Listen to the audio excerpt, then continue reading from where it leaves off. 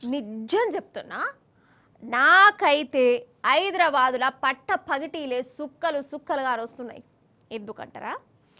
Traffic అసలు ఎందుకన్నా హైదరాబాద్కు అత్తిని, ఎందుకు ఇట్లా ట్రాఫిక్లో గోసపడుతుంది అని అప్పుడప్పుడు అనిపిస్తుంది. కానీ మళ్ళీ మీరు మతకచ్చి మీకు ధూమ్ధాం ముచ్చట్లు చెప్పాలని మళ్ళీ ఆ బాధ అంతా మర్చిపోతా. కానీ నడుమ మస్తు ట్రాఫిక్ ఉంటుందోలా. మా ఇంటికి 10 నిమిషాలలో పోయేదాన్ని ఇప్పుడు 40-45 నిమిషాలు పడుతుంది.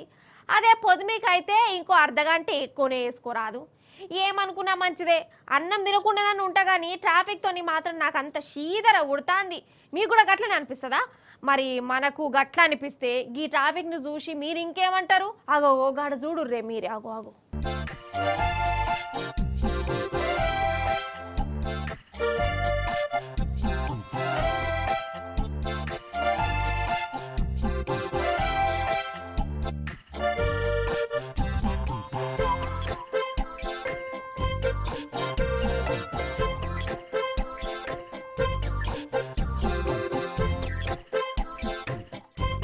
అంతులేని కథ లెక్క అంతులేని ట్రాఫిక్. రైలు పట్టాలు ఎంత పొడుగుంటాయో అంత పొడుగుత కార్లే.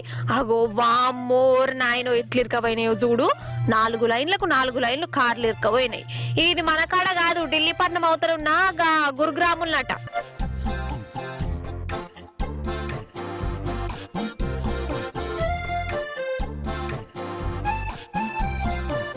అయితే ఆడ రోడ్డు ఏదో చిన్న ఖరాబ్ అయిందట, గంతే కథమేగా.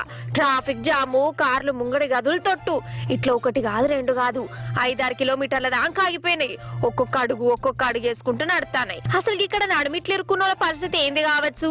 ఇంటికి పోతామనే నమ్మకం ఉన్నది అసలు వాళ్ళకు.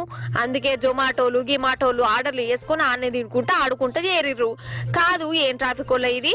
సరే ట్రాఫిక్ ఉండని గానీ జనం చూడు, ప్రతి ఒక్కరికి ఆడి నడవ కార్లు ఉంటున్నాయి. గిన్ని గనం కార్లు అసలు ఒక్క రోడ్డు మీద. అంటే ఒక్కరు పోయిన కారే, 4 బయటికి వెళ్ళినా కారే నాయే. ఒకటిసారి గిన్నిగానం కార్లు వెళ్ళే వరకల్లా ఇక తొవ్వేడు ఉంటది. అందుకే నాకు అనిపిస్తుంది ఈ కార్లు గీర్లు తీసుకునే బదులు సప్పుజేక చిన్నపాటి స్కూటరే నయ్యం అనిపిస్తుంది. సందులు బొందులకి వెళ్ళి నడుపుకుంటే ఆరాంస అవతల పడచ్చు. గిట్లనే అనిపిస్తుంది నాకు మరి, కదా?